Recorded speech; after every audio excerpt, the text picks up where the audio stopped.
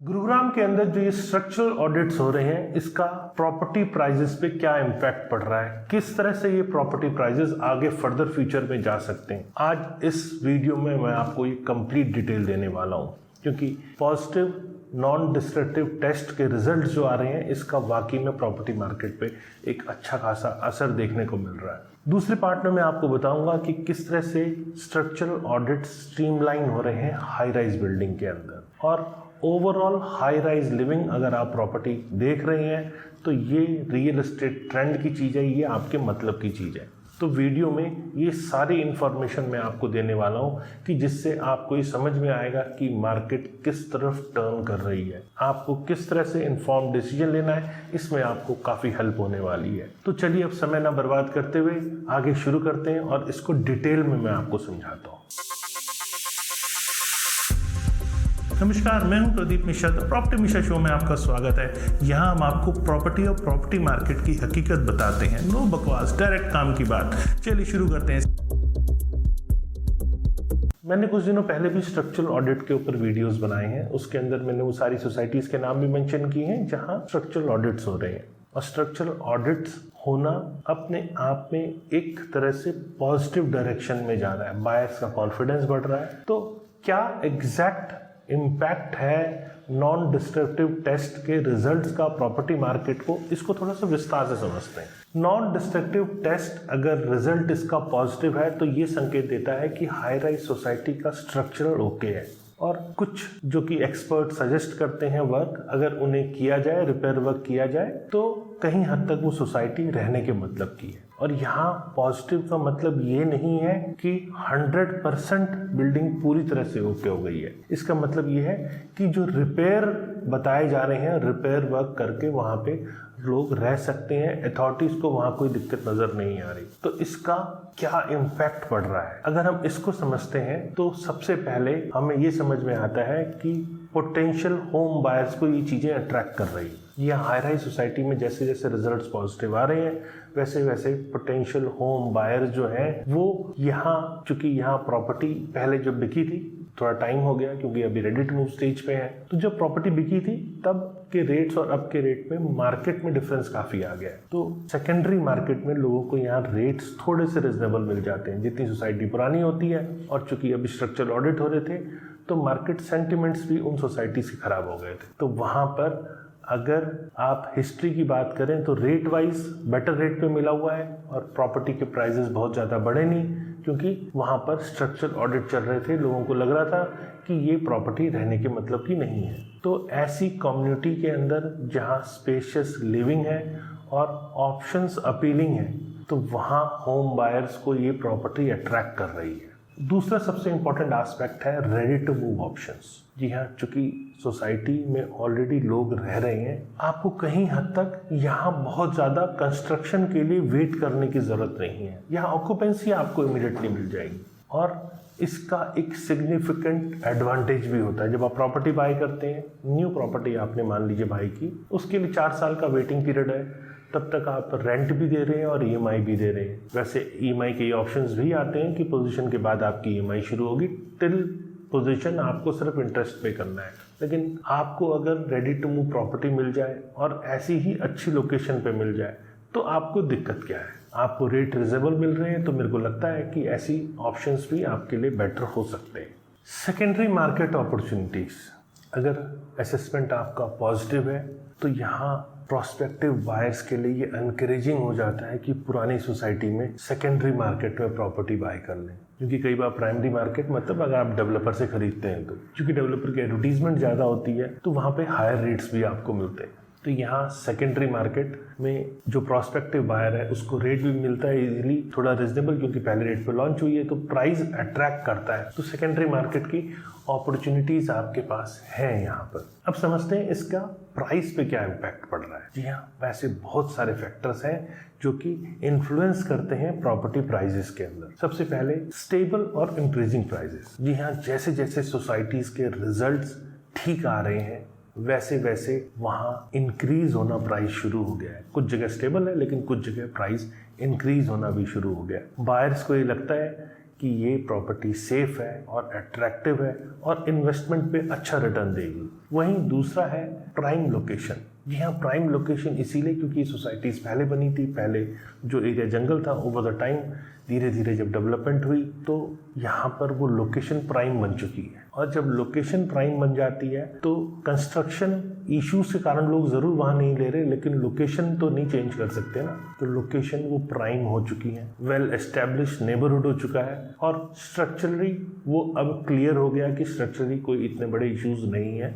Repair के बाद वो बिल्डिंग रहने के मतलब की है और अफोर्डेबल रेट्स पे मिल रही हो, ऐसी प्रॉपर्टी फर्दर फ्यूचर में और एप्रिसिएशन अट्रैक्ट करती है, तो वहाँ होम बायर्स का इंटरेस्ट भी बनता है। Time is the key. जी हाँ, एक फेवरेबल टाइम पे प्रॉपर्टी बाय करना, मतलब प्रॉपर्टी मार्केट में कहा जाता है कि एंट्री पॉइंट और एग्जिट पॉइंट डिफाइंड होता है।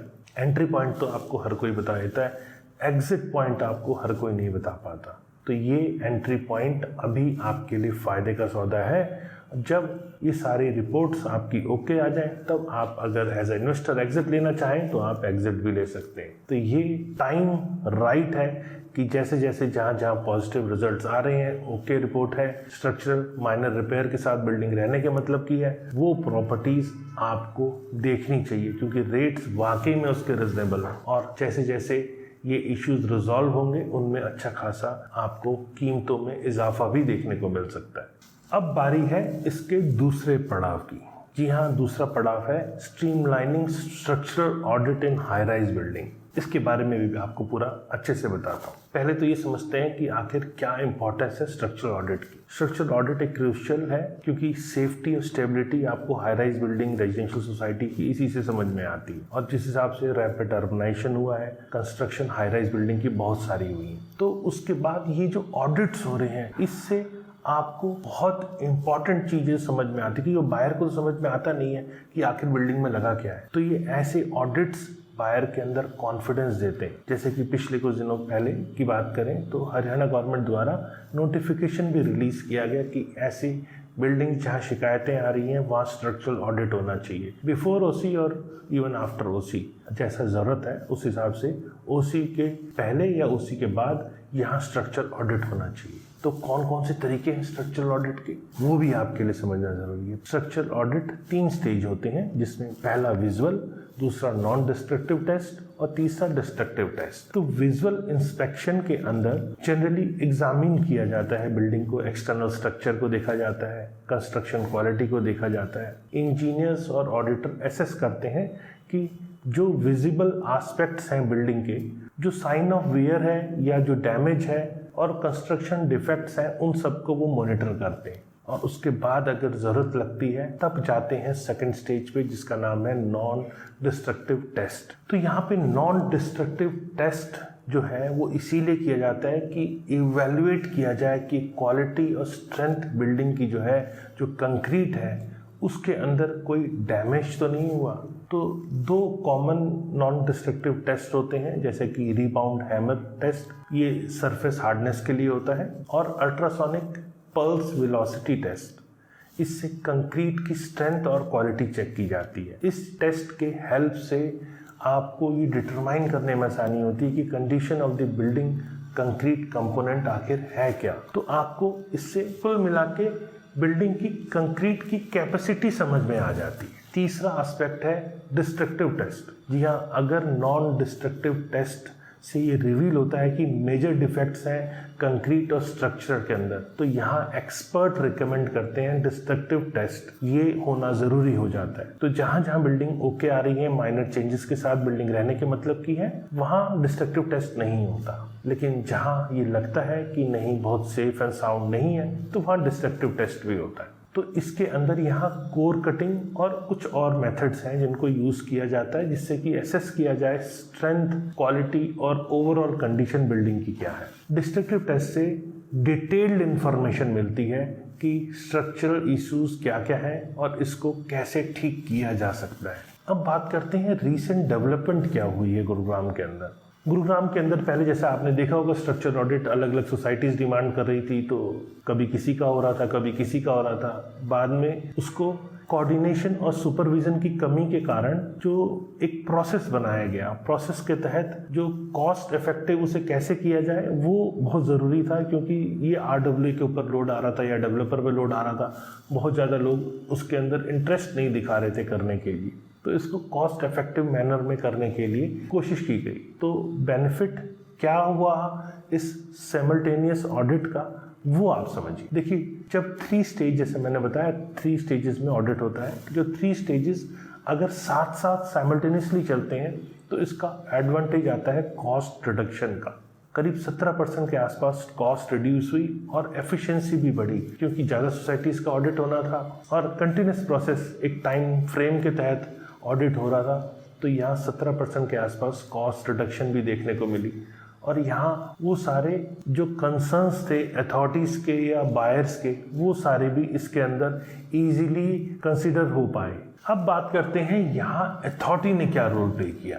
जी हाँ, अथॉरिटी ने भी यहाँ एक अच्छा खासा इम्पोर्टेंट रोल प्ले किया। अथॉरिटी ने वो सारे ऑडिट प्रोसेस को स्ट्रीमलाइन किया और इसके जो वेरियस स्टेक होल्डर्स हैं उनके साथ में प्रॉपर कोलैबोरेशन करके स्ट्रक्चरल ऑडिट को कॉस्ट इफेक्टिव बनाया। यहाँ मैं अथॉरिटी की तारीफ़ कर रहा हूँ कि अथॉरिटी को, खैर ये सब चीज़ें बनते टाइम करनी चाहिए थी, लेकिन देर आए दुरुस्त आए। अब भी लोगों की आवाज़ को सुना और कैसे इसे बेस्ट वे आउट निकाला जाए, कैसे ऑडिटिंग की जाए और कैसे इसे कॉस्ट इफेक्टिव बनाया जाए, इस पे अथॉरिटी ने काम किया। तो इसका इम्पैक्ट कॉस्ट पे पड़ा, कॉस्ट रिड्यूस हुई स्ट्रक्चरल ऑडिट की, अफोर्डेबल हुई, जिससे RWA और डेवलपर ने भी इस प्रोसेस को स्पीड अप किया, इस पे पार्टिसिपेट किया और इसको ज़रूरत समझ के इस पे एक्शन लिया गया। तो यहाँ अथॉरिटी का भी रोल बहुत इम्पॉर्टेंट है जो उसने अच्छे ढंग से प्ले किया। तो ओवरऑल अब तक आप ये समझ चुके होंगे कि जहाँ जहाँ नॉन डिस्ट्रक्टिव टेस्ट के रिजल्ट्स पॉजिटिव आ रहे हैं, जहाँ माइनर चेंजेस के साथ में बिल्डिंग ठीक है, वहाँ वहाँ प्रॉपर्टी प्राइजेस में बढ़त शुरू हो गई है। मैंने लिस्ट ऑलरेडी बना के ऑलरेडी वीडियो में बताए हुए हैं, आप सब्सक्राइब करके मेरे पुराने जो वीडियोस हैं उनमें आप जाके उन सोसाइटीज़ के नाम भी देख सकते हैं। तो ऐसी अपॉर्चुनिटी अभी होम बायर्स के पास है। ऐसे जो प्रोजेक्ट्स जहां पॉजिटिव रिजल्ट है वहां आप प्रॉपर्टी बाय कर सकते हैं। तो ऐसी प्रॉपर्टीज़ आपकी एफिशिएंसी जो प्राइस एप्रिसिएशन की है वो इंक्रीज़ होगी। आज आप कम रेट पे बाय करेंगे और ये रिजल्ट जब ऑफिशियली डिक्लेयर हो जाएंगे प्रॉपर तरीके से या धीरे धीरे ओवर द टाइम, जिस हिसाब से ये अदर प्रोडक्ट जो सेकेंडरी मार्केट में जहाँ स्ट्रक्चरल इश्यूज नहीं है उसके एट पार आ जाएंगे। तो आपके लिए ये अपॉर्चुनिटी है कि आपको ऐसी प्रॉपर्टीज़ को भी बाय करना आप देख सकते हैं।